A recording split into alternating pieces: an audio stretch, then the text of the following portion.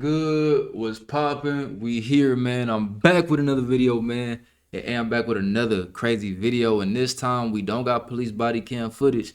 The title of the video today we're gonna be reacting to is Inside the Most Luxurious Prison in the World. So this channel right here, they did another they had dropped another video that I reacted to about how the United States had killed bin Laden and all of that, right? Or captured him, or however you want to put it. They pumed him. They got him up out of here. I watched the video on that, and it was from this channel, and I really liked the video. I thought it was really interesting. It was very informative. You know what I'm saying? So I looked at their channel, and I was very curious about this one as well. Inside the most luxurious prison in the world, and the states, y'all know, our prison system is crazy. People do crazy things. It's dirty in there. It's very unsanitary. It's no place for a human being. You know what I'm saying? So for them to have a luxurious prison, I'm curious to see what that would be like. You know what I mean? And where I need to move to so I can go do my crime in peace without having to worry about dying in prison. No, I'm just playing. But other than that, I ain't got too much to say, man. Let's just get into it. This may be a prison, but it's far from ordinary. In fact, it's the most luxurious prison the world has ever seen. From a glamorous nightclub where Pablo Escobar danced with Colombia's most beautiful women, to a horrifying torture chamber where his enemies would vanish into darkness. But why did Colombia go to such lengths to keep the inside a secret? What is hiding inside La Catedral? Inside where? La Catedral. La Catedral. 10 a.m. Escobar lies in his bed, thinking about the day ahead. This is Escobar's cell, but it's far from what you might imagine. It's fitted with a king-size bed, topped with the finest Egyptian linen sheets. Wait, so this is what Pablo Escobar was living in when he was in jail? I thought somebody like Pablo Escobar, I thought he was going through it. Like he was getting harassed by the officers. I'm thinking, you know what I mean? Because he done put the U.S. through so much hell, or the government through so much hell, period. They've been trying to get Pablo. He just, you know what I mean? So I'm thinking he getting all type of crazy and cruel punishment in there. This man in a king size bed under flower sheets and flower comforters. I might go ahead and start selling. You know what? Let me be quiet. I'm just playing. I wouldn't do it, but like, this is not a bad punishment though. You know what I mean? Surrounded by million-dollar paintings, fine oak wood furniture, and a wall-length bookshelf. It's crazy. Behind the bed, a handcrafted blue ceramic tile art piece of the Virgin Mary adorns the wall. His room doubles as one of his offices. Next to his bed is his workstation. Even behind bars, the cartel boss is running one of the largest drug empires the world has ever seen. Wait, let's run that back. Let me make sure I heard that right. To his bed is his workstation. Even behind bars, the cartel boss is running one of the largest drug empires the world has ever seen. So this dude's still living lavish and running the whole operation. Wow, that's crazy. I would have never thought that. To a man like Escobar, image is everything. Even in the prison, Escobar constantly fusses over his appearance and hygiene. He grooms himself extensively, brushes his teeth for 45 minutes. Now, one thing about this channel with these 3D animations, where are they odds at? If y'all seen the last one I did reacting to the 3D animation, bro, where are they odds at? Why is he brushing his teeth, but his mouth is closed? Why ain't no bristles on the brush? And why he not moving back and forth?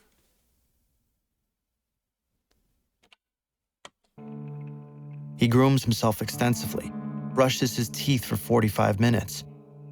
And because of his large belly, 45 minutes. Nah, they ain't say that. brushes his teeth for 45 minutes. What? I don't believe that. I don't believe it. I refuse. What human being has the mental capability, the attention span to brush their teeth for 45? After 10 minutes, I would just start feeling like, what am I doing? It only take about 3 minutes to brush your teeth, bro. 4 minutes tops. 5 minutes tops. 5 minutes tops for sure. Why are you brushing your teeth? Are you bored or something? 45 minutes to brush your teeth? That's longer than a shower, bro. Like, what are you doing with your life? You gotta brush your teeth? Well, I guess you in jail. He probably was bored. And because of his large belly, he measures his weight every morning. Each day of Pablo Escobar's life is a roller coaster, and today is no different. 11 a.m. As he makes his way to breakfast, Escobar passes a wanted poster of himself and high-rank cartel members pinned to the wall. It hangs there like a trophy in a brown wooden frame. He's fully embraced his role as a villain, with a collection of every wanted poster ever issued against him shown off with pride. His kitchen and living room are brand new, fitted with pristine marble, shiny appliances, and elegant ornaments. That's crazy, bro. But he won't be eating here. Escobar rarely eats alone. At La Catedral, he's always surrounded by his closest allies. Escobar is on his way to another part of the prison. As he walks, I don't even feel like this deserved to be called a prison, bro. Like, I get it, he isolated or whatever, but he's still able to eat with people that he loved. He able to wake up in a king size bed. He got time to brush his teeth for 45 minutes. Like, this don't even need to be called no damn prison, bro. This is like a resort or something. passes the rooms of his top lieutenants and sicarios. Like his bosses, their rooms are lavishly furnished. At the center of one of the rooms stands a big circular bed. Where most rooms would have a crucifix, a massive black and white portrait of Escobar hangs, just to remind his goons that he's always watching. It's not hard to see why the Colombian government was so eager to keep the prison and its details hidden from the public. That's Back crazy, inside, bro. the boss starts his day. Hey, this crazy right here. Today, Escobar will be eating with his lieutenants inside of his giant casino. This room, What? nearly 500 square meters, is where the narco spends most of his time. As he sits down, Escobar has brought his usual breakfast. His private chef cooks a traditional Colombian plate of rice, eggs, roast beef, fried plantain, arepa, beet salad, and couples it with a glass of milk. Now I really see. First of all, who eats this and drinks milk after? Like, you're weird. But this is the thing. First of all, I see why he didn't mind doing what he was doing for so long. He had nothing to worry about, apparently. Even if you go to jail, you're not really in jail. You really just it's like an extended stay. Like, it's like a hotel. It's like you at the Hilton. You know what I mean? Like, you're not even having to worry about your life or nothing. You don't have to worry about anything being uncomfortable. You still got shiny appliances and bro, this is different right here. I ain't gonna lie, this is different. It might be hard to imagine, but we're miles away from civilization, up a rugged jungle mountainside. And yet, here, Escobar has commissioned an industrial-grade setup, This fit boy got for a whole even the kitchen. finest restaurant. Bruh, his kitchen look like a house. This red area right here that they highlighting, his kitchen is like a townhouse, like a townhome. I don't know what kind of jail this is, but they need to rename it because it's not jail, bro. Commissioned an industrial-grade setup, fit for even the finest restaurant. It's fully stocked with multiple fridges and cooking areas. Just a single one of these fridges could cost upwards of $5,000. The entire kitchen alone set the boss back nearly $75,000. Right now, the chefs and staff are prepared for a Chef. typical occurrence in the million-dollar prison. Bro, they got chefs. But tonight, something's different. Two guests are set to arrive at 5 p.m., whose presence will make international news. 1 p.m. Escobar finishes his meal. Even though he's behind bars for countless crimes, his transnational drug empire still runs like clockwork. Escobar stands up and heads to the office. That's the part I don't be understanding. This is not the first time I heard somebody running a whole operation from behind bars. Like, I done heard a few people speak on that, like in interviews and stuff like that, how people could still run billion-dollar empires, million-dollar empires when they in jail. You know what I'm saying? And I always wonder, like, how could they do that? Because the phone calls, I'm assuming people listening to them because the government listens to the phone calls, especially if you high profile, right? It's on a recorded line, and then like I don't know how you able to. How are you able to do that? I don't know. Well, I guess you could have like a phone, you can get like a cell phone in jail. That's probably how they got cell phones in jail. They probably got a cell phone in jail that's not tapped. I don't know how they be doing it. They got they. I'm pretty sure they got their little avenues, man. I don't know. It's probably a good moment to mention just how Pablo Escobar ended up behind bars. By the 1970s and 1980s, Medellin, Colombia, had become the epicenter of the worldwide cocaine trade. The Medellin. Drugs were flowing out, and an unimaginable amount of money was flowing. Let me just get one of them. Oh my God, bro. Could you imagine if you could just like lay back in the money? You know? Like you just lay in it. Could you imagine it though? Just let me get a stack of that, bro. Like that's all I'm asking. I ain't even asking for too much. I just want a stack of the money. Just like a little piece, like little piece, bro. And you know what's so crazy? If he even caught you taking one of these stacks, he would take your life for it. Ain't that crazy to you? My fault. Matter of fact, I'm not even about to touch the camera. Because when I touch stuff, that's when I start messing up even worse. I'm not even going to touch the camera. But ain't that crazy? All this money. You catch somebody stealing some of it. It could be a homeless man on the street. He going to take his life. That's how crazy people get, bruh. You know what I'm saying? Going in. But gangs, organizations, and drug lords were split. Escobar, being the sharp drug lord that he was, saw this as an opportunity. He used his charm and power to unite all of these different groups under his banner. With internal divisions settled, the Medellin cartel was able to rake in billions of dollars a year. But all of this came at a cost, a deadly cost. Back in his gilded cage, Escobar takes a pause. Before heading into the office, he has a telescope mounted right outside, pointed at his family's home down the mountain. Escobar bought this house near the prison to keep a close watch on his family and make visits more convenient. His wife, Maria, whom he married when he was 26 and she was 15, lived there with their 2 children. Let me make sure I heard that right. Yeah, whom he married when he was 20, more convenient. His wife, Maria, whom he married when he was 26 and she was 15. Bro, you 26 marrying 15-year-olds? How is that even possible? Why do you even want to do that? I know back in the day, I think I heard they used to do weird stuff like that, like way back in the day. But like, god damn, bro, 26 and 15? She couldn't at least been 18, bro. Even that's a stretch, but damn, she couldn't at least been of age, bro. You couldn't have waited. Or you couldn't have got a girl, forget waiting. You couldn't have just got somebody who was 18, 15. What do you got in common with a 15-year-old? That just screams manipulation. You know what I'm saying? Manipulation. You got money. That's manipulation for sure. Lived there with their 2 children, Sebastian and Manuela. Manuela. The decision to place the prison was strategic, offering more than... Bro, that's a beautiful, like, that's a house, bro. That's not a prison, bro. Oh my goodness, that's beautiful. Like, I would love to live there. And that's a prison. Like, I would love to live at a prison. It's crazy, right? But everybody can feel me when I say that. Like, I would love to live there. And that's supposed to be a prison. Just an incredible view. He had spent endless hours as a child roaming these hills, meaning he knows the area like the back of his hand. The elevation adds an extra layer of security, allowing him to monitor anyone approaching the prison in case he needs to make a quick getaway. As Escobar takes a look through the telescope, his henchman hands him a telephone.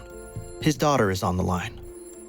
She's staring back up at him through her own binoculars, talking to her dad. "When can I go to the dollhouse?" she asks. A life-size dollhouse sits a few feet away from her dad's room. Just one of the little details that makes this prison so strange. A little girl's dollhouse, though far from ordinary, in the same prison where, just beyond its walls, Escobar is about to issue some very dark orders. Escobar walks into his office and sits down. In front of him, a white Italian marble desk. Behind him, a matching bookshelf. His whole office, including black leather couches and beautifully adorned drapes, looks like it belongs in a 5-star hotel. But today, Escobar has little time to appreciate his surroundings.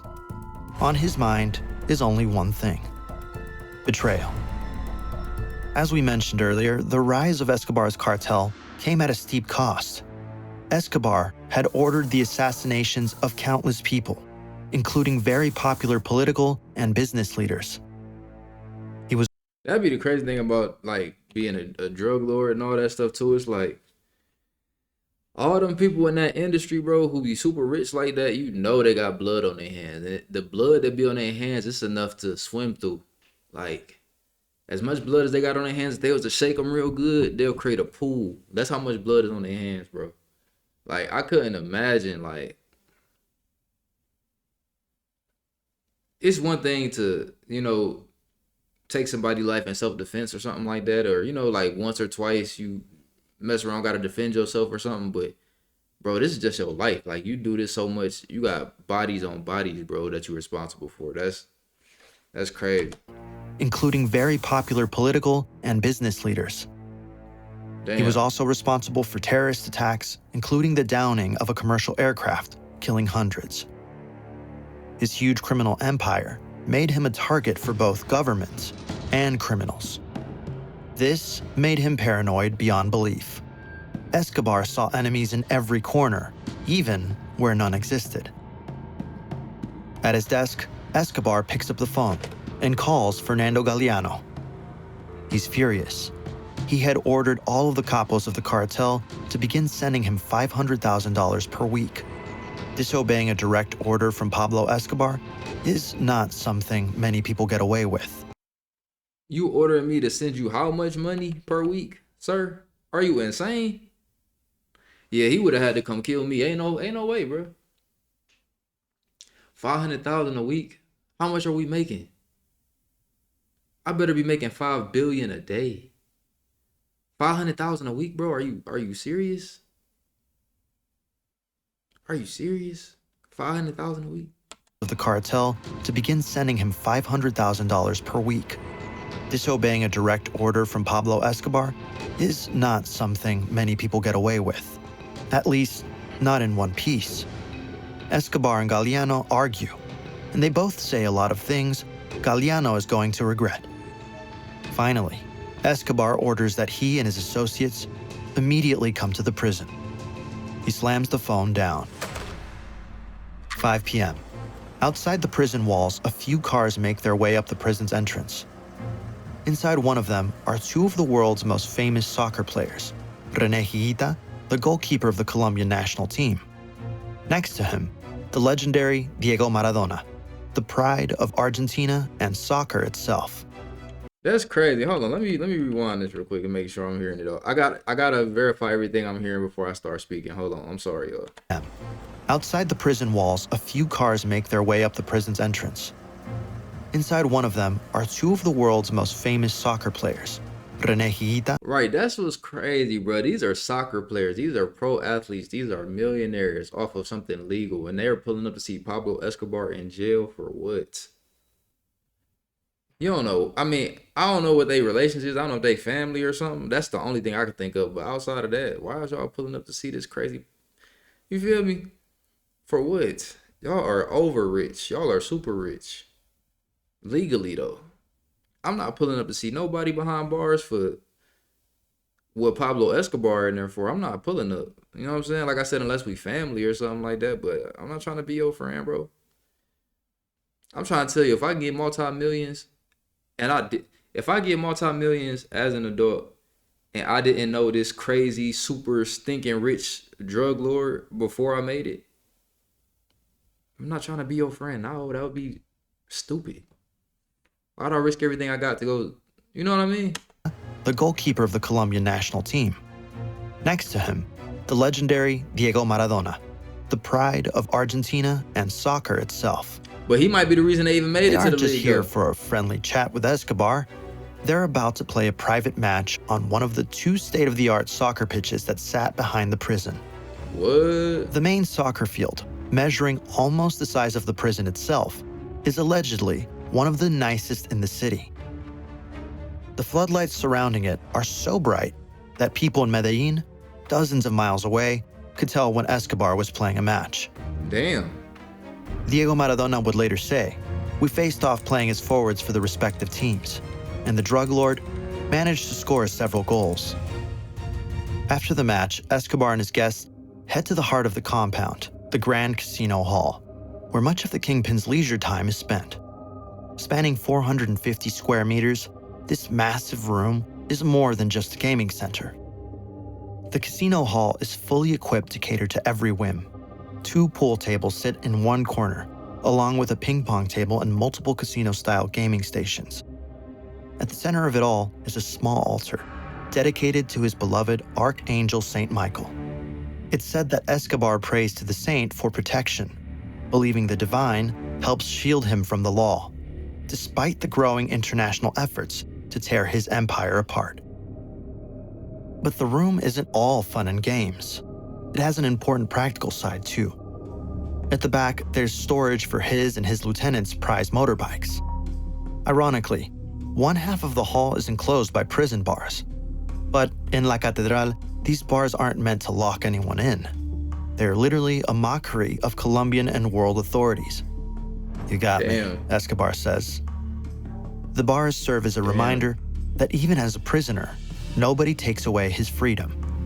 He moves in and... Bro, the arrogance that goes into being, like, the arrogance of some of the most, I think most big crime stars or whatever you want to call them, I think the arrogance is so high, bro. The arrogance is so high, bro. You put bars inside of a, I'm not even gonna call this a prison, bro, but for the sake of the video, I'll say prison. You put bars in this luxurious prison that you built just to prove a point to yourself, really. You know what I mean? Like, that's crazy, bro. That even as a prisoner, nobody takes away his freedom. He moves in and out of his compound, living a life of opulence and pleasure, even under the guise of captivity. 7 p.m. The hall echoes with the sound of laughter, clinking glasses, and roaring conversations. The tables are pushed aside to turn the spacious hall into a lively dance floor. Music booms from the speakers, and the guests, a mix of sicarios, capos, soccer players, and Escobar's inner circle, mingle with the women as the festivities ramp up. The party is now in full swing. Party in jail is Escobar, crazy. famous for his love of a good time, Party in jail with women present is insane. In jail? indulges without restraint. Drinks flow freely, whiskey, rum, and champagne, and thick cigar smoke They in there clouds the getting air. drunk, The smoking narco cigars. kingpin moves through the crowd, at times taking center stage on the dance floor, at others sitting back and observing with his glass raised, a contented smile playing on his lips. But even amidst the luxury and excess, no one can ignore the tension in the air.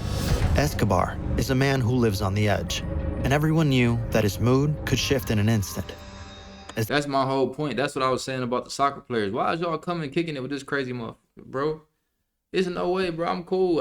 It's not enough fun in the world, bro. You rich, bro. You can go do anything. You can go be anywhere. The biggest clubs, strip clubs in Miami, whatever, bro. Like, I don't know, like whatever country you in, you can go to the best of the best places, bro. I'm not going to kick it with this crazy this crazy person, bro.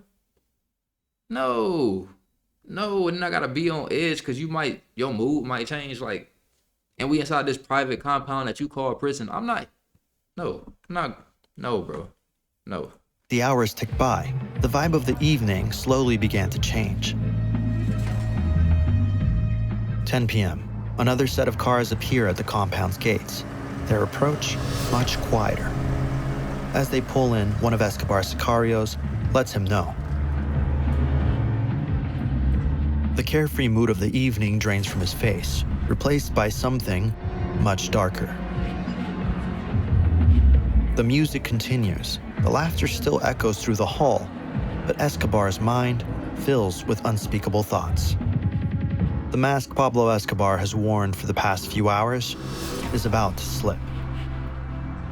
If you don't have internet, it's like not having Spectrum, you electricity. ruining it. I could not imagine running my business without Spectrum. I couldn't imagine you He shutting leaves the up. casino hall, accompanied by a small group of his most trusted men. The music and laughter fade behind them as they make their way toward a secluded part of the compound, the infamous torture chamber. Inside is Fernando Galeano. Earlier in the day, Escobar had summoned him, and now is the moment of reckoning. Galeano stood nervously. The room itself is a stark contrast to All this because this man don't want to send you $500,000 a week. That's the same person, right? That they was talking about with the $500,000. Bruh, who wants to give you $500,000 a week just because you said so? Bruh, nobody wants to do that.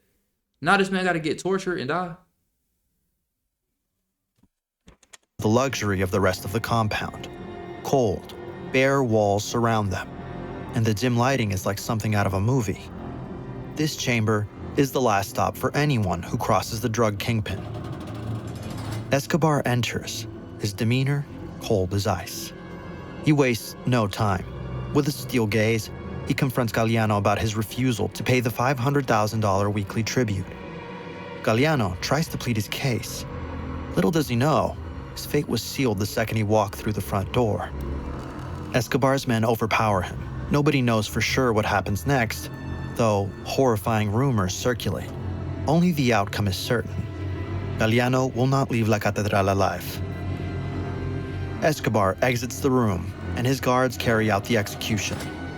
And I bet you this crazy motherfucker go right back to partying. I bet you he go right back to partying. Like it didn't even happen. When it's done, the body is quickly disposed of. This isn't the first time Escobar has had to deal with betrayal in such a way. You don't make it to the top of a global drug empire by playing nice. He's made countless enemies along the way. El país debe conocer la realidad de ciertos poderosos capitales, los delitos que sus titulares cometieron para lograr formar sus fantásticas fortunas. And his paranoia has only grown over time. Galeano's fate is just one chapter in a long history of bloodshed and retribution. Escobar's paranoia isn't unfounded. He knows the enemies he's made outside are waiting. The political leaders he had assassinated, the rival cartels, the police forces across multiple countries. Every day he remains free, the target on his back grows larger. It was this very fear that drove him to turn himself in. This morning are calling the surrender of trafficker Pablo Escobar a major victory in the war on drugs. Just from all that they saying though, with all the enemies he got, political people he done got killed and all this stuff, like he really got real enemies from governments to other cartel. Like, you know, he got real deal beef, like real beef with real entities in life. You know what I'm saying? It's like, I feel like when you choose this lifestyle, this career path, this destiny, really, when you choose this for yourself, that's what you want to be with your life as a drug lord and all that, bro, it's like you really got to have a mindset of like you here for a good time, not for a long time, bro. You know what I'm saying? Not to say you can't survive it, but the chances are super slim. Like the best of the best then got caught and put in jail or even killed. You know what I'm saying? So it's like, in your mind, I feel like you gotta have a mindset of like, I'm here for a good time, not a long time. I'm here to live to the fullest until my time comes. Cause I feel like if you going into something like this, still planning on living till you old or dying of old age, bro, you going in with the wrong mindset, to be honest. You know, if you want to make it to certain heights. Now, can you get in and out? Yeah, you can get in and out, if you know what I'm saying, by the grace of God. But if you want to like stay in it and make this your like this you want to be, yeah, you like living to see an old age and everything as a free man. I don't think that's in the cards for you. 9 out of 10, it's not in the cards for you. Locking himself away in La Catedral was in reality his safest option. Here, surrounded by his own men and fortress-like walls, he could continue his operations without constantly watching his back. As Escobar returns to the casino hall, the party hasn't missed a beat. The music is still blaring, the guests are dancing, and the atmosphere is as lively as ever. Escobar slips seamlessly back into the revelry, as if his hands aren't caked in blood. To the unknowing eye, it's just another night of excess. Yet, those closest to him know the truth. Betrayal is never tolerated, and the cost of defiance is always fatal. Nobody is safe in this line of work, and Escobar's time is coming too. 2 a.m., Escobar heads back to his room, unaware of the problems he set in motion. His enemies have united against him, leaving escape his only option. The government, furious over another murder, demands his transfer to a high-security prison. His own allies, now turned enemies, Wait, what happened? he set in motion. His enemies have united against him, leaving escape his only option. The government, furious over another murder, demands his transfer to a high-security prison. Damn, His no more luxury. own allies, now turned enemies, fear for their lives too. Escobar, a ruthless killer, escaped from his own luxury prison when authorities tried to transfer him to another jail. On July 22, 1992, La Catedral would once again work as intended. As the army approaches, Escobar sneaks through the poorly constructed fence and wall, slipping away into the night. This dude He right serves here, just bro. 13 months of his 5-year sentence. A year and a half later, a special police unit tracks him down to a safe house. After a rooftop chase, a gunfight ensues. A bullet passes through his head, Damn. killing him on the spot. Pablo Escobar, perhaps the most dangerous man on the planet, dies. He's only 44. The most dangerous man on the planet dies. He's only 44 years old. I'm all up in the way, huh? My fault, y'all. There he is. The prison, on the other hand, lasts a few more years, but even it starts falling apart. Tales of hidden treasure cause some to venture up the mountainside, sneak in, and begin looting the compound, dismantling it piece by piece. Let me get some money out of there. By the late 90s, the entire structure had been torn away.